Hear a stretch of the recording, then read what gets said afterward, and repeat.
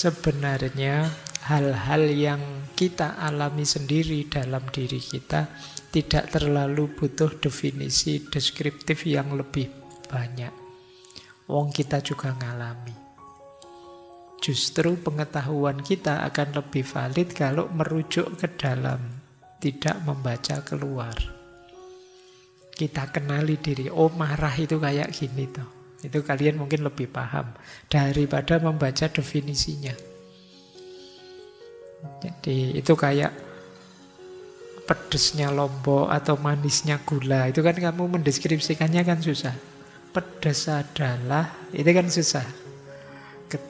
Sulit, aku dewe ya susah. Tapi kan begitu kamu rasakan pedas itu kamu bisa, oh kayak gini pedas. Itu kalau di filsafat namanya knowledge by acquaintance. Pengetahuan melalui pengenalan langsung. Wong kita ngalami langsung.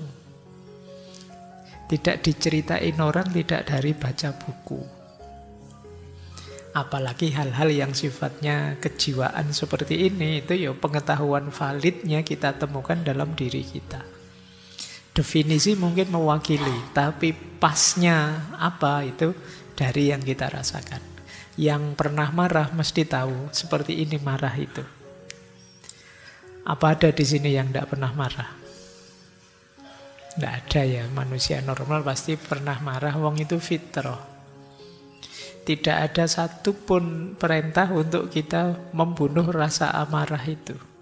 Kata Imam Ghazali, justru orang yang tidak punya daya amarah, rasa marah sama sekali, itu orang lemah. Dalam hal tertentu di hidup kita, kita harus tergerak, kita harus tersulut, khususnya untuk kebaikan, untuk keadilan. Tapi juga secara terkendali, tidak ngawur, tidak gila. Jadi maka jangan dimatikan, tapi dikendalikan.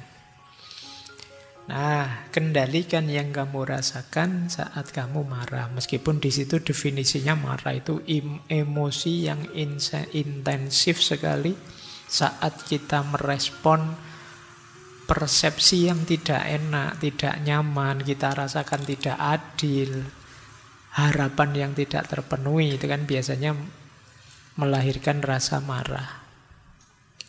Kalau tidak percaya ya boleh latihan sekarang apa yang membuatmu marah. Apa temenmu jotos-jotosan sebelahnya, senggol-senggolan, yang apa pelirik-pelirikan, apa pelotot-pelototan, nanti muncul marah. Ya itulah rasa marah itu. Harapan yang tidak terpenuhi, kalian merasa tidak adil, hakmu diambil, frustasi, dan lain sebagainya. Marah itu muncul. Dan itu jenisnya reaksi alamiah. Dijelaskan mungkin sulit seperti rasa pedas, rasa manis tadi, tapi gejalanya bisa kita lihat. Karena dia tidak hanya fenomena psikologis, tapi juga fenomena fisiologis. Fisiknya orang marah itu kelihatan. Kalau orang marah itu ya mungkin matanya merah, kamu sendiri rasanya pengen juotos saja, kamu kelihatan nanti dari ulatnya orang marah. Jadi nanti ada ciri-cirinya secara fisiologis dan itu normal. Kalau kamu marah kok wajahmu merah, itu jangan-jangan saya sakit apa ya? Ndak, ya marah itu tadi wajahmu merah. Mata saya kok merah Pak, harus cari obat tetes mata ini Pak. Ndak, ya kamu marah memang matamu merah. Jadi gejalanya bisa dilihat, meskipun rasanya hanya kalian yang tahu.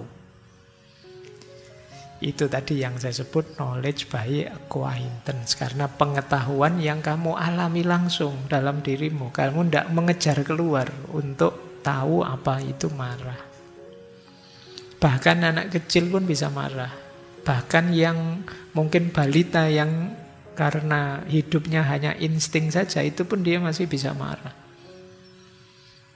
Misalnya balita yang masih minumnya pakai dot itu, mau ngedot kamu ambil dotnya, terus kamu godot terus, kamu diambil lagi dotnya, itu dia bisa marah, dia bisa teriak-teriak, dia bisa nangis. Ini menunjukkan bahwa Marah itu tidak perlu belajar. Apa kamu pernah kecil dulu, ayo tak ajari caranya marah, kan tidak pernah. Jadi kamu wis iso. Tapi yang perlu kamu pelajari bukan bagaimana kamu marah, tapi bagaimana mengendalikan amarah. Itulah tema malam hari ini, anger management. Kita mengendalikan amarah. Nah, tiba-tiba saya teringat hadisnya Nabi itu ya, yang terkenal sekali. Laisa syadidu bisur'ati innamas syadidu alladzi yamliku nafsahu indal ghadabi. Jadi kata Nabi, orang kuat itu bukan orang yang pinter gulat. Jadi zaman itu olahraga populer itu gulat. Smackdown zaman Nabi. Ya kan, Nabi juga kan ahli gulat. Nah, tapi kata Nabi, orang yang kuat bukan yang pinter gulat, tapi orang yang mampu tetap menguasai dirinya saat marah. Jadi bukan orang yang tidak bisa marah, tapi begitu dia marah, tapi dia masih yamliku nafsahu, masih bisa menguasai dirinya. Nah, malam ini kita belajar itu. Karena begitu kita lepas dari penguasaan diri terhadap amarah ini, amarah bisa menghancurkan diri kita. Bisa merusak hidup kita, termasuk merusak hubungan kita dengan orang lain. Baik, kita mulai ya. Bismillah, kita mulai dari kalimat-kalimatnya para filosof dulu. Biar filsafatan dulu, nanti kita belajar tekniknya.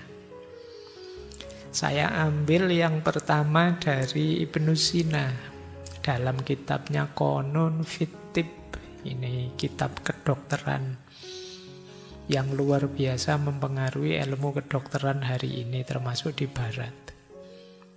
Kata Ibnu Sina apa tentang kemarahan? Kemarahan itu, kata beliau, adalah mendidihnya darah dalam hati yang disebabkan oleh keinginan untuk membalas. Balas dendam. Jadi ada yang mengganjal kamu, mengganggu kamu, ingin kamu lampiaskan. Itu istilahnya Ibnu Sina, darahmu mendidih.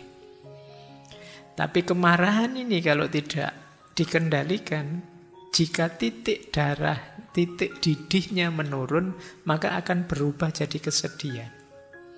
Tapi kalau meningkat, akan berubah jadi kegilaan. Kenapa sih kalau titik didihnya menurun terus sedih? Biasanya ketika orang marah, kemudian melakukan sesuatu dan tidak pas, terus dia menyesal. Apakah balas dendam itu sukses atau gagal? Biasanya diakhiri dengan kesedihan. Sedih karena tidak bisa mengendalikan diri, sedih karena aku kok bisa sekasar itu, sedih aku kok lepas tangan tadi, aku kok ngomongku terlalu nyelekit tadi.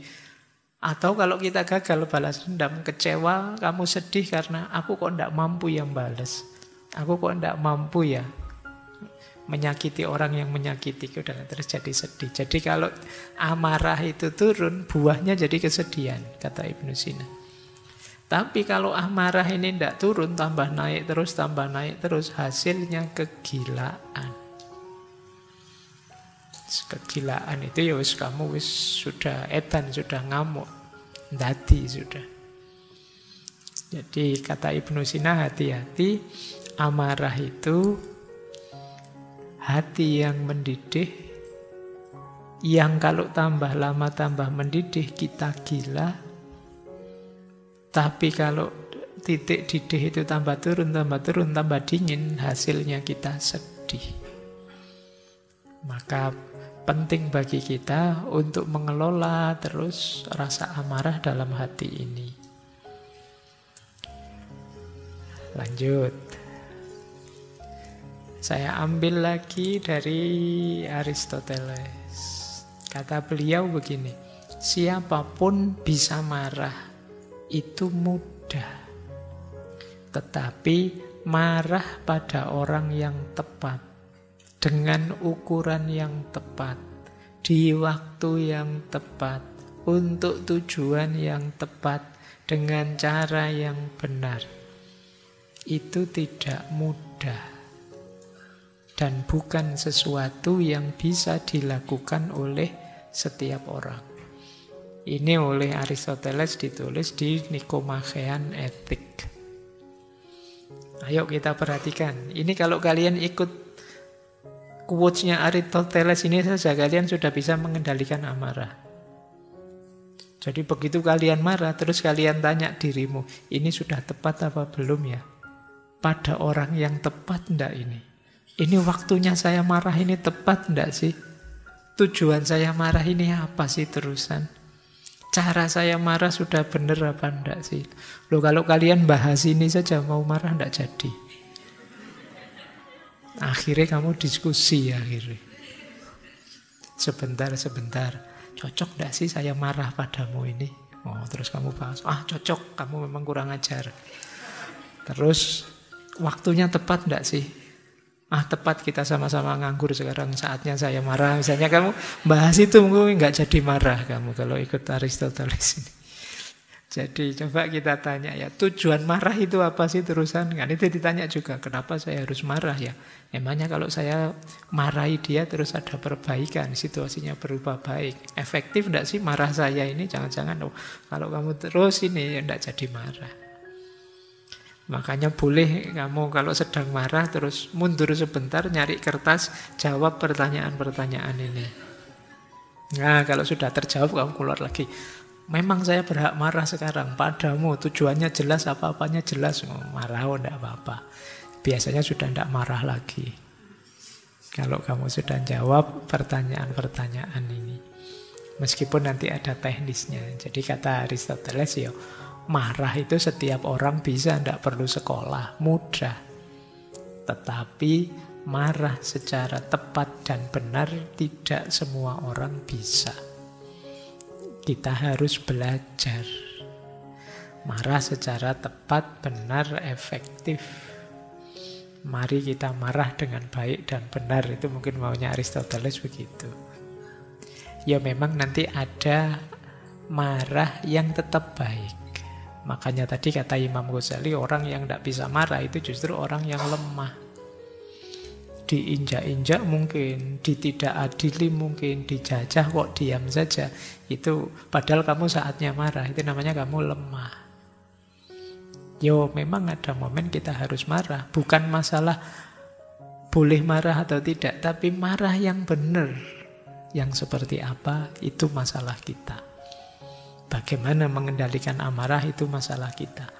Marah pada siapa itu juga penting. Kadang-kadang kamu kena masalah apa, problemnya di kamu sendiri, orang lain kamu marahi. Nanti ada teori kadang-kadang marah itu kamuflase saja sih. Untuk menutupi malu, untuk menutupi cemburu, untuk menutupi macam-macam. Terus kamu marah. Misalnya kamu nendang gelas isi minuman itu sampai jatuh, itu kan sebenarnya kamu malu dilihat orang banyak, tapi gayanya kamu marah ke temenmu, kamu aja ndak hati-hati, ndak ngingetin aku sejak tadi aku mau nendang, malah temenmu yang kamu marahi. Nah itu kamu boleh tanya, ini apa pas aku marah ini? Kadang-kadang kamu ada masalah di mana, kamu lampiaskan kemana? Temenmu yang ndak tahu apa-apa kena marah. Dimarahi dosen di kelas, teman sakosmu jadi pelampiasan.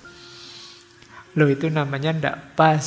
Kamu marahnya, marah itu harus pas pada siapa, waktunya cocok apa ndak, tujuannya apa kamu marah itu. Nambah masalah atau jadi solusi. Jangan-jangan ketika kamu marah masalahnya tambah. Semula sih masalahnya kecil, begitu kamu marah masalahnya jadi besar. Padahal kecil saja tadi efeknya. Kan banyak begitu. Kadang saya baca berita ada senggolan kecil saja. Tapi terus meledak jadi kerusuhan besar, tawuran. Akhirnya urusannya rumah sakit dan kuburan. Padahal semula urusan kecil. Ini namanya kamu formulasi marahnya yang tidak pas. Bukan berarti tidak boleh marah, tapi pengendalian amarah jadi kunci. Di banyak filosof, termasuk filosof-filosof yang kalian sebut absurd seperti Albert Camus, eksistensialis seperti Nietzsche, tetap menganggap Marah itu bagian, kalau tidak hati-hati, bagian dari kehilangan diri. Jadi kamu tidak kontrol lagi. Baik. Marcus Aurelius, beliau bilang betapa lebih buruknya akibat dari kemarahan dibandingkan penyebabnya. Nah, kadang-kadang memang sebabnya apa, terus kita melakukan apa yang jauh lebih negatif daripada sebabnya. Dan ini berarti kita rugi. Jadi betapa lebih buruknya akibat dari kemarahan itu dibandingkan penyebabnya. Makanya kalian boleh marah, terpicu orang sehingga jadi marah, tapi rem dulu, lampiaskan kemarahan itu secara terkontrol sehingga efeknya tidak lebih besar daripada sebabnya. Kadang-kadang kalau efeknya lebih besar, itu ya kita jadinya tidak terkontrol terus rugi. Zaman saya kecil dulu kadang-kadang kalau dimarahi orang tua itu, wis aku tak minggat saja keluar rumah. Kan cah cilik kan sering gitu ya. Pikiran ya untungnya orang tuanya ngerti lah, nanti alah balik nanti lapar ya balik lagi, bingung ya balik lagi gitu kan. Lu bayangkan itu seandainya minggat beneran, itu paling sebabnya sepele kadang-kadang mau anak kecil, tapi efeknya besar. Sama kayak kalian kan kadang-kadang gitu, sampai mahasiswa gitu.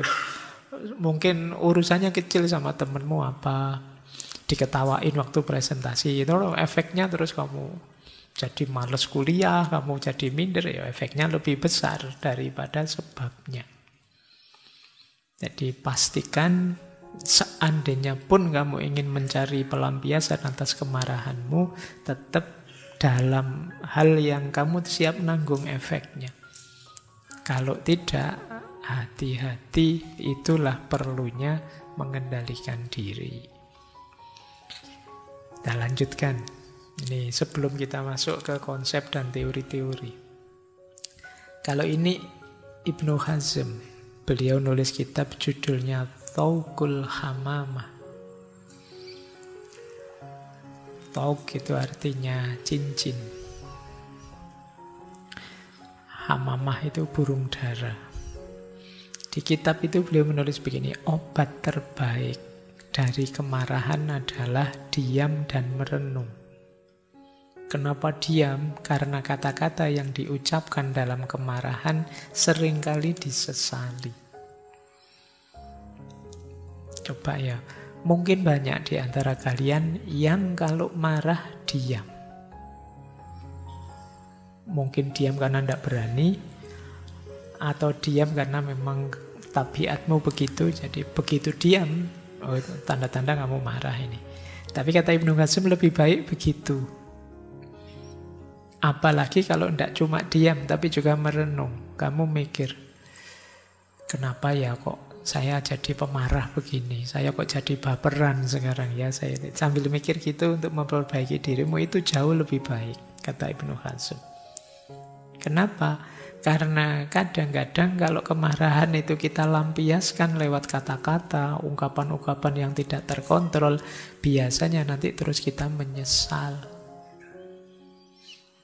Jadi biar tidak menyesal, diam dulu. Nanti kalau sudah pikiran tenang, jernih, baru bicara, mengungkapkan apa yang kamu rasakan. Kalau pas sedang marah, apalagi marah-marahnya, mending diam dulu. Ini tips dari beliau Ibnu Hazm. Kapan-kapan kita bahas beliau, seorang filosof muslim yang menguasai banyak bidang. Al-Farabi. Apa yang dikatakan Al-Farabi? Kata dia, kemarahan dan nafsu, jika dikuasai oleh akal sehat, akan menjadi instrumen kebaikan. Tapi kalau keduanya mengalahkan akal sehat, akan jadi sumber kejahatan. Ara'u ahlul Madinah al-Fatilah. Wawasan penduduk kota utama. Jadi warga negara kota utama Al-Madinah Al-Fadilah, kata Al-Farabi, itu ciri utamanya hidupnya dikendalikan oleh akal sehat. Kemarahan dan nafsu manusiawi saja, orang bisa marah dan punya nafsu asalkan dikuasai oleh akal sehat. Kalau akal sehatmu justru dikuasai oleh kemarahan dan dikuasai oleh nafsu, di situ dimulai kehancuran hidupmu. Ini bagian dari Ara'u Ahlul Madinah Al-Fadilah. Jadi kalau negara kita ini ingin jadi Al-Madinah Al-Fadilah, kunci utamanya adalah akal sehat. Kemampuan berpikir yang jernih. Kuncinya di situ. Ya kalau kita tidak mampu mendayagunakan akal budi yang dianugerahkan Allah, padahal itu bekal utama untuk hidup ini, ya sulit kita mencapai puncak kejayaan sebagai manusia. Pembeda utama kita dengan semua makhluk yang lain kan itu. Termasuk penguasaan diri, itu bekalnya adalah akal sehat melawan kemarahan dan hawa nafsu. Bulan lalu kita sudah membahas yang hawa nafsu. Kali ini kita bahas yang amarah. Yuk kita lanjutkan dulu. Ini terakhir dari Khalil Gibran. Marah adalah kegelapan yang menyelimuti hati, namun cintalah yang menerangi jalan. Jadi kalau versinya Khalil Gibran, beliau tidak berteori panjang-panjang tentang bagaimana sih cara mengendalikan amarah. Kata beliau, cinta satu-satunya yang mampu membuat diri kita terang. Saya ilustrasikan begini ya. Ketika kita mencintai seseorang, mungkin kita marah sekali pada dia, dan itu wajar saja. Tapi kalau landasan dari cinta itu amarah, insya Allah pelampiasan amarah kita tidak dengan sesuatu yang merugikan dia, menyakiti dia, menyusahkan dia, membuat dia lebih hancur dan lain sebagainya. Itu cirinya orang mencintai. Makanya cintailah semua orang, sehingga ketika kalian marah pada siapapun akan lebih terkontrol. Bandingkan kamu marah sama musuhmu dengan marah sama saudaramu atau sama orang tuamu misalnya. Itu kan jauh cara mengekspresikannya. Kamu tidak berani sembarangan marah ke orang tua karena kamu mencintainya. Tapi kalau sama musuhmu, kamu tidak pakai pikir panjang, pokoknya sikat wae. Nah, ini kan bedanya. Jadi cara mudah untuk bisa mengendalikan amarah apa? Cintai.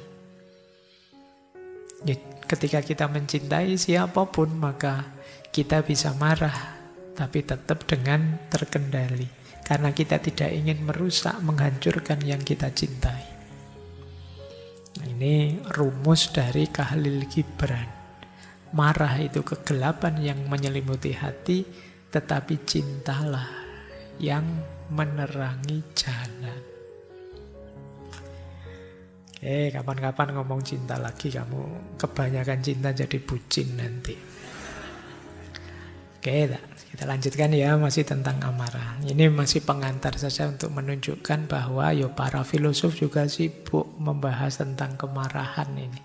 Karena dia jadi satu variabel kebangkitan maupun kejayaan. Kenapa kadang-kadang juga kebangkitan? Ya kemarahan yang terkendali, terkontrol secara optimal, dia bisa jadi kekuatan dahsyat. Contohnya misalnya dulu Pangeran Diponegoro sampai lahir Perang Jawa, itu kan dia marah sekali sama Belanda yang tidak menghargai bangsa Indonesia, tidak menghargai makam simbah-simbahnya yang ditabrak oleh jalur kereta, itu terus dia marah. Tapi marahnya kemudian karena ketidakadilan. Terus lahir Perang Jawa yang terkenal itu, kebangkitan-kebangkitan nasional itu kan karena jiwa yang menggelegak ini, kok kita dijajah terus ya, kok kita ditindas terus, saatnya bangkit, itu kemarahan. Kalau di level ini kemarahan itu kemarahan yang positif. Nanti ada istilahnya dan ada caranya. Kapan kemarahan itu legal, sah, dan seperti apa cara mengungkapkannya secara positif.